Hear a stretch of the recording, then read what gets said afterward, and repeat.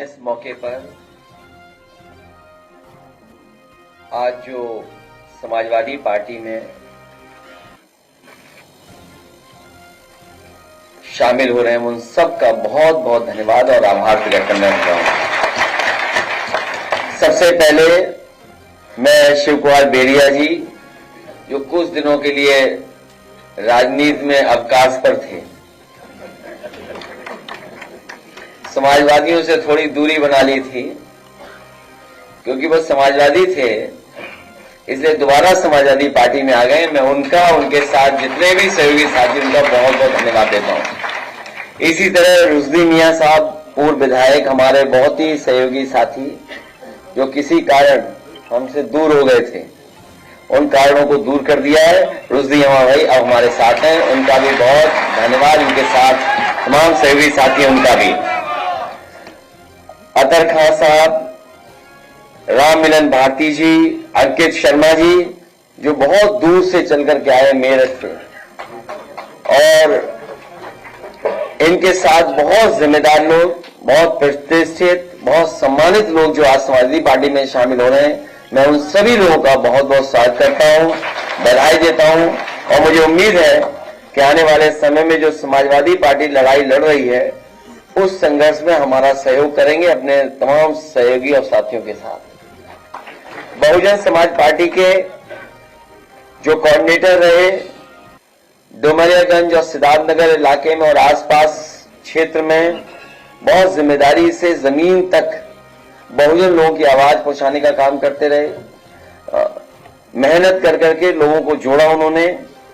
मैं उनका बहुत बहुत धन्यवाद और स्वागत करता हूं। साथ ही राजा राजकुमार सिंह जी, जो जिनके पिता नेताजी के साथ बहुत लंबे समय रहे, बहुत लंबे समय समाजवादी पार्टी से जुड़े रहे, किन्हीं परिस्थितियों में हम लोग साथ नहीं रख पाए उनको, जिसकी वजह से हम लोगों के दूर चले गए थे। रितेश कुमार जी आज फिर समाजवादी पार्टी में शामिल हैं। हमें उम्मीद है इस आने वाले समय में हमारा पूरा सहयोग और मदद करने का काम करेंगे। और इनके सहयोगी साथी, जिनके मैं नाम नहीं पढ़ पा रहा हूं, बड़ी संख्या में इस ऑडिटोरियम में, मैं एक एक साथी का बहुत बहुत धन्यवाद और आभार व्यक्त करता हूं।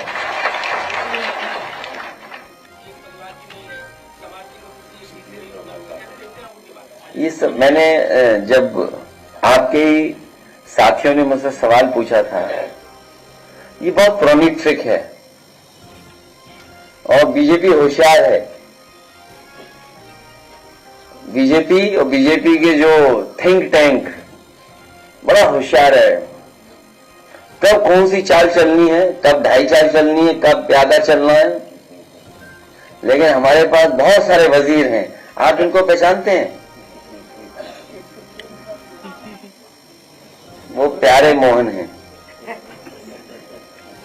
उसी कार्यक्रम में इसलिए मैं कहना चाहता हूं, ये सब ओल्ड ट्रिक्स हैं।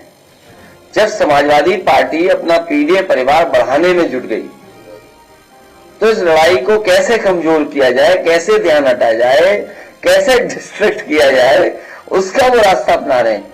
लेकिन आपको दूसरा पहलू देखना चाहिए कि भारतीय जनता पार्टी के अपने ही लोग जिन्हें टिकट दी, कोई ना कोई बहाना ढूंढ रहे हैं, कोई ना कोई तरीका बता रहे हैं, या कोशिश कर रहे हैं कि उन्हें टिकट ना मिल जाए। तो इससे ज्यादा कमजोर भारतीय जनता पार्टी कब रही होगी, जब उनके ही लोग पार्टी या टिकट को छोड़ करके जा रहे हों। और फिर भारतीय जनता पार्टी को याद रखना चाहिए कि सिर्फ पेपर लीक से ही भाजपा के लगभग 2.25 लाख वोट लीक हो चुके हैं। इसकी भरपाई कहां से होगी? कितने वोट लीक कर गए उनके? 2.25 लाख।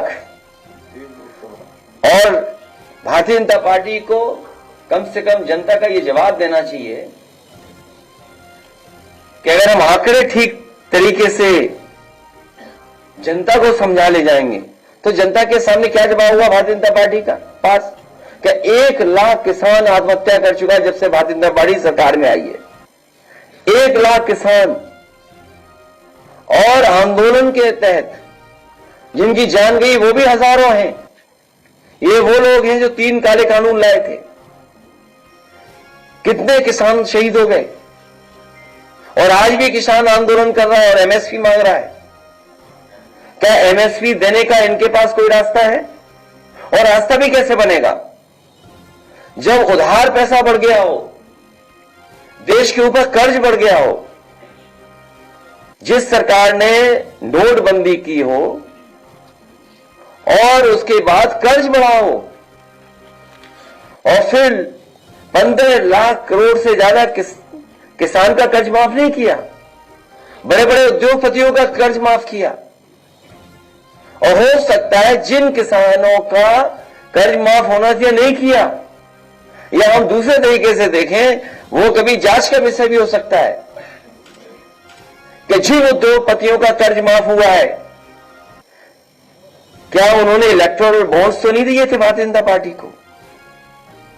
यह बड़ा सोचने का सवाल है कि कहीं ऐसा तो नहीं भारतीय जनता पार्टी ने जिन उद्योगपतियों का कर्ज माफ किया हो, उनसे इलेक्टोरल बॉन्ड्स भी लिए हों और बाद में उन्हीं उद्योगपतियों को कर्ज दे दिया।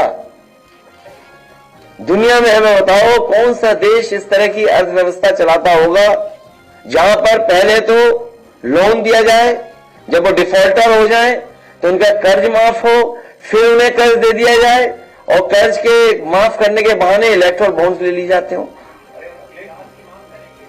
अरे हमने तो कह दिया जांच की मांग, सुना नहीं आपने या स्किप कर गए वो भी आप?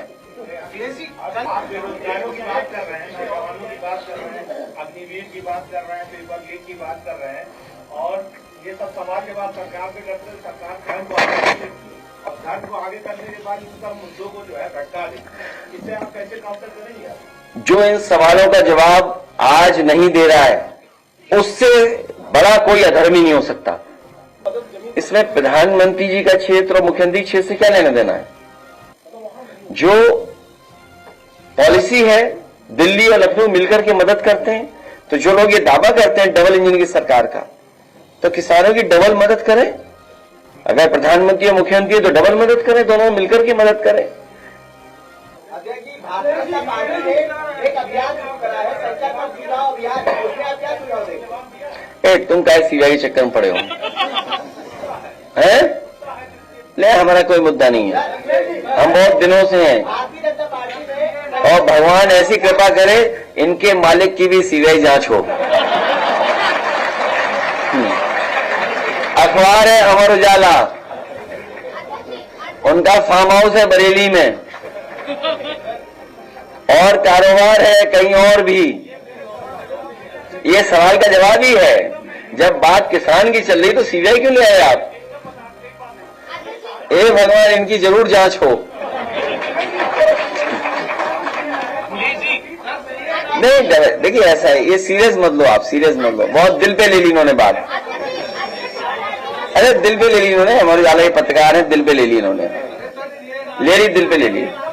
अरे मैं बात कर दूं ना? अरे शांति हो जाए थोड़ी देर। सर आपने बिहार में सर 80 और 40 का नारा दिया है। देखिए हमारे पत्रकार साथी वैसे सीरियस हो गए। सीबीआई एजेंसी है, अगर सीबीआई कोई चीज पूछेगी तो हम जवाब देंगे, उसमें क्या है? अगर कोई भी एजेंसी उसका सहयोग करेंगे। नंबर 1, यहां जितने लोग बैठे हैं और हमारे सबसे बुजुर्ग नेता ये बेरिया जी होंगे, आपके यहां थाने में किसकी चल रही है? बीजेपी की विधायक की चल रही है कि नहीं चल रही? देखिए आप, जब थाना कब्जा कर रखा है बीजेपी के लोगों ने, सबसे छोटी यूनिट जहां पर न्याय मिलता है लोगों को, तो ये सीबीआई तो बड़ी एजेंसी है, इस पर कब्जा क्यों नहीं करेंगे? तो ये आप बुरा मत मानो, कभी आपकी भी जांच होगी तो वो अलग बात है। और महीने का कितना ऐड मिलता है ये तो बता दो। अरे भाई हमसे पूछ लिया सीबीआई, हम सीबीआई के लिए तैयार है। अच्छा आप अपना बताओ, महीने का ऐड कितना मिलता है? अब क्यों मुस्कुरा रहे भाई? नहीं ऐड कितना मिलता है? 1 करोड़ के 50 लाख? तो जवाब देने का अधिकार हमारा है। नहीं यहां भी है, वो परंपरा भूल गए, हम भी भूल गए। ये अमर उजाला अखबार है, क्या करें बेचारे, मजबूरी है। अखिलेश जी कल आप नौकरी कर रहे हैं आप। सर, पटना में थे, सर, आपने 80 और 40 कल आप पटना में थे और इंडिया गठबंधन लेकिन खबर मत काटना, हमारी चलाते रहना खबर। इंडिया गठबंधन की रैली में थे, तो यूपी में ये इंडिया गठबंधन की रैली अधिसूचना जारी होने से पहले क्या होने जा रही है या उसके बाद? चुनाव में रैलियां होंगी और कोशिश करेंगे जो गठबंधन के वरिष्ठ नेता उनको जगह जगह उनके साथ रैलियों में हम लोग शामिल हों कल की रैली और 80-40 ही भविष्य तय करेगा। 40 बिहार, 80 यूपी। इसीलिए हम समाजवादी लोग अपना पीडीए परिवार बढ़ा रहे हैं। कल की रैली पे पीएम मोदी ने कटाक्ष किया। उनका कहना है कि विपक्ष कह रहा है मेरा परिवार नहीं है, लेकिन देश एक ही नारा लगा रहा है कि मैं हूं मोदी का परिवार। देखिए, परिवार में बहस बीजेपी को इसलिए नहीं करनी चाहिए, बीजेपी संकल्प ले कि किसी भी परिवार वाले को टिकट नहीं देगी और किसी भी परिवार वाले से वो वोट नहीं मांगेगी।